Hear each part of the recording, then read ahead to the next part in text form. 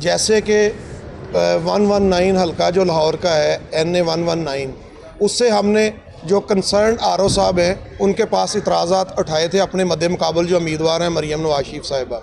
तो उन्होंने पता नहीं कौन सा उन पर प्रेशर था या क्या चीज़ थी कि उन्होंने उसको एक्सेप्ट कर लिए।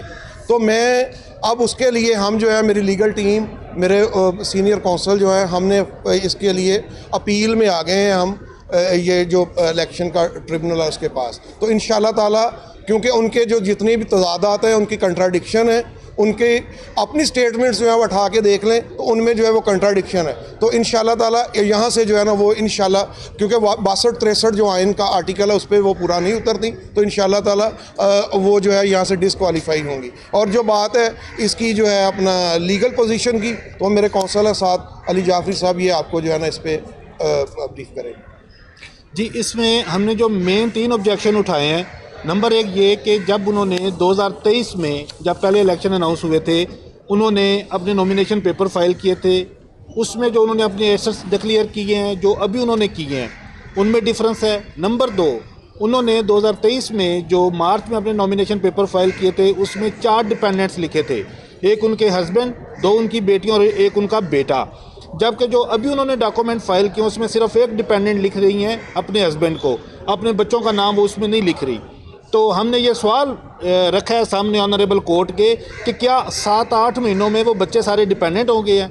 और फिर उनके बहुत सी स्टेटमेंट्स हैं उनकी मुख्तलिफ TV चैनल्स के ऊपर। सुना बच्चा को उन्होंने कहा कि मेरी लंदन तो क्या पाकिस्तान में कोई प्रॉपर्टी नहीं है। सोहेल वड़ैच के साथ इंटरव्यू में उन्होंने कहा मेरे 1 अरब के असासे हैं।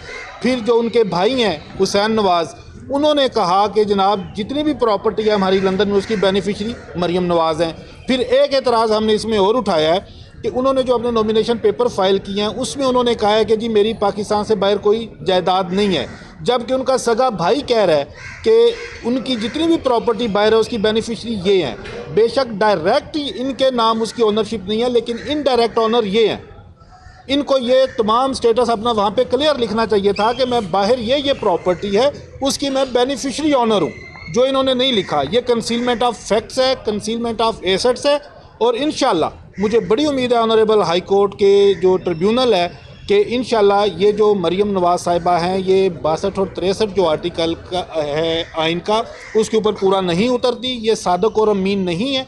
इंशाल्लाह मुझे उम्मीद है कि इनके जो नॉमिनेशन पेपर्स हैं वो रिजेक्ट हों। इसमें मैं एक और बात जो है ना वो ऐड करना चाह रहा हूँ कि एक गैर ज़रूरी किस्म का ट्वीट जो है वो हमारे एक वकील भाई हैं अज़हर सदीक साहब, उनकी तरफ से किया गया था कि जी ये पार्टी पॉलिसी नहीं है। तो इसमें मैं एक बात वाज़ह कर देना चाहता हूँ कि ये जो पटिशन हम फाइल की है, ये करने जा रहे हैं, इसमें जो है हमारी लीडरशिप जो है ना उनकी मर्ज़ी से, और उनके जो है ना वो वही हमारे सीनियर कौंसल है इसमें। तो इसमें वो उनसे भी मेरी जो है ना वो है कि वो अपना उस ट्वीट को डिलीट कर दें। उन्होंने मीडिया के सामने कहा था कि मैं वो ट्वीट जो है वो डिलीट कर दूंगा। तो इस तरह और आगे से भी मेरी उनसे गुजारिश है कि इस तरह के जो गैर ज़िम्मेदाराना ट्वीट और बयानात जो है ना वो ना दें, अपनी पोजीशन जो है ना वो वाज़ह करें। इसमें जो है ना वो ये साबित शुदा है कि सारी लीडरशिप जो है उसकी मर्ज़ी इसमें शामिल है। बहुत शुक्रिया, थैंक यू।